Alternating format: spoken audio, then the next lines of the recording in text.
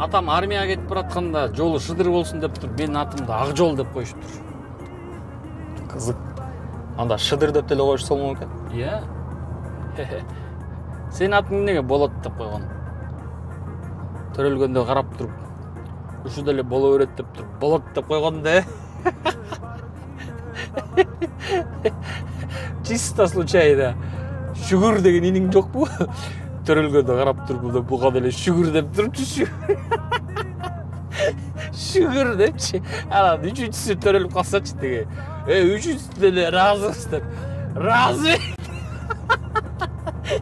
Ыраазыбек депчи. Кийимсиңер. Өзүң баштадың го шыдыр мыдырларды айтып.